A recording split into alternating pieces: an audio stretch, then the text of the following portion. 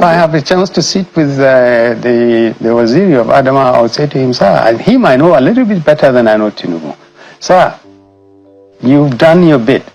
You've held up the democratic process. You represented it well. Your name has been written in gold. You've been persistent. It's time to yield the ground, to yield the position to a younger person. Don't run. Even Atiku? Yes, play the father role. Find good younger person. Actually, the truth about it is that if PDP were to field a younger person, more capable, somebody with less skeletons in their cupboard, somebody with less liabilities, age and health and everything, believe me, they will take APC to the cleaners. Hakeem Baba Ahmed is right. Atiku Abubakar should retire and become a kingmaker. He can support a younger candidate to succeed. He can back a younger candidate with all his structures, both in the north and the south, so that that person can win and Nigerians will thank him for it. But Atiku Abubakar is seeing a chance. In fact, right now he's seeing the best chance in his life to become the president of Nigeria because of Tinubu's performance in office, which has been very woeful. If there's a word that is worse than woeful, that's exactly how Tinubu has performed.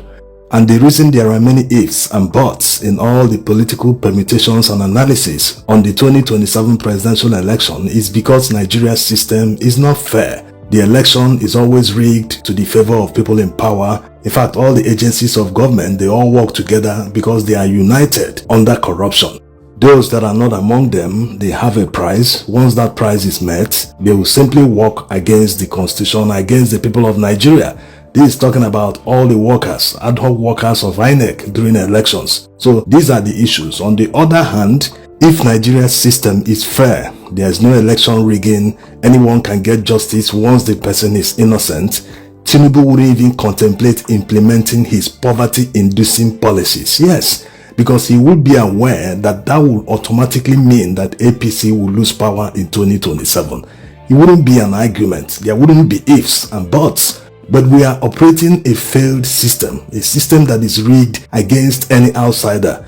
That's why people make analysis and they want to sound correct. That's why they always give room for ifs and buts.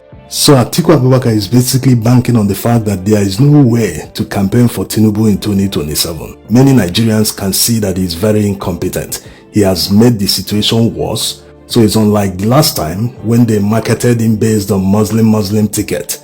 And many people in the north fell for it because they are religious people. They forgot the fact that man needs to be alive first before practicing his religion. That time, many Muslim clerics openly campaigned for him based on Muslim ticket. They were able to convince millions of people to vote for him based on that alone, not even competence.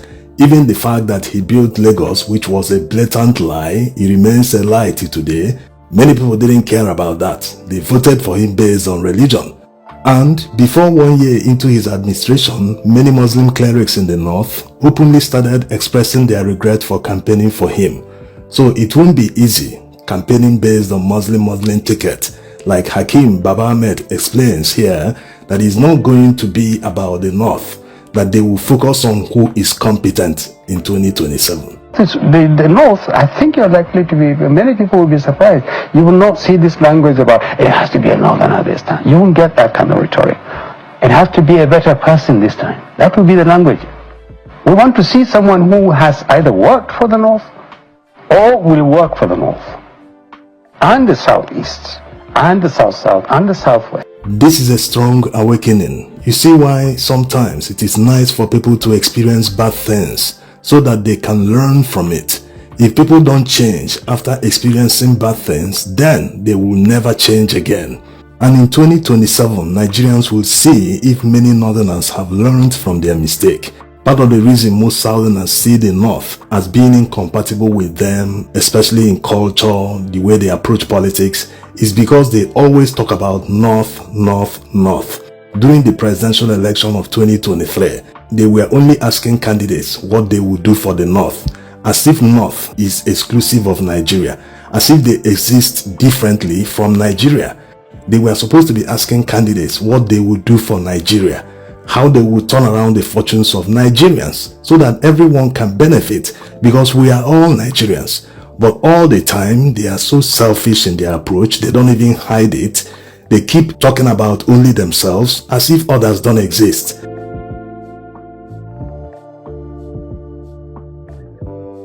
This is why some Southerners are in support of what Tinubu is doing. He's sacking Northerners from positions they've held for many years and putting his own people. The support is based on the fact that they see it as justice is finally being served on the Northerners.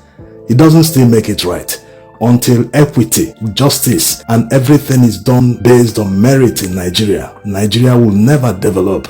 We're all fighting between ourselves. Everyone is talking about what he can gain, what his people can gain. No, that's not how to develop a country. In the beginning, Tinubu shouted, Emi Lokan, Yoruba Lokan. He's doing exactly what he said, and he sees it as his turn, the turn of his people to enjoy the trappings of office. That's not development. Development means everyone, the son of nobody, getting to the highest pinnacle of his career without knowing any godfather anywhere, just based on merit. And that merit is what Nigeria is lacking today.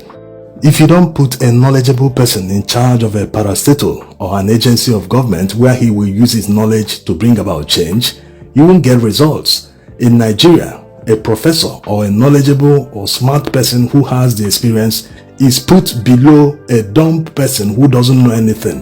The dumb person is there because he has political connections. How in the world can Nigeria develop when decision makers, who by the way are there not because they are intelligent, they are there because of political connections not based on merit, they make fellow dumb people bosses over professors and other smart people who are expected to be answering him sir every morning?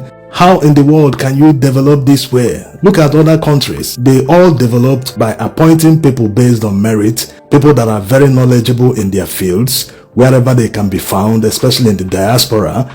You need to bring these people back home, make them bosses of many agencies of government, and you will see Nigeria change overnight. So influential Northerners must change their thinking. Government doesn't exist for them alone to be taking advantage and passing jobs within themselves and their associates. No, all government jobs need to be advertised so that qualified candidates can apply for it.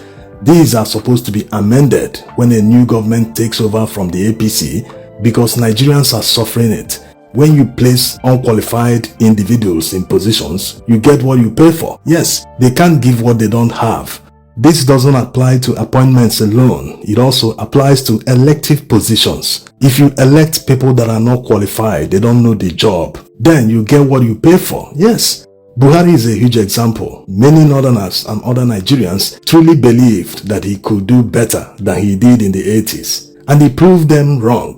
He not only failed the people, he failed the entire Nigeria and Africa. Yes, imagine someone that couldn't handle security. A retired army general, he could not stop insecurity in his own state. All he was doing at the time was appointing people from his state to many positions in the federal government. You can't say that Katsina state indigenes are more qualified than people from other parts of the country in the fields they occupied under Buhari's administration. No, Buhari did it because he believes that he should use his position as the president for political patronage, especially to his people, rather than using his position to change Nigeria so that Nigeria will work for everyone.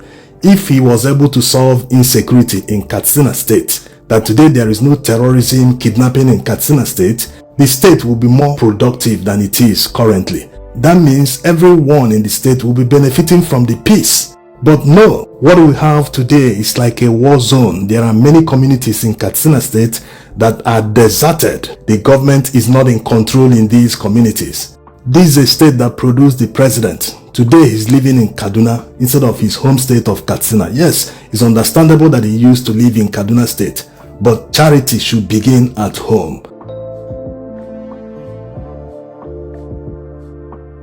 You see, governance isn't hard. It's just that most Nigerian politicians are preoccupied with the wrong priorities. Just like what Tinubu is doing currently, he's busy politicking and working towards 2027 instead of facing governance. Yes, we still have 2 years to the presidential election.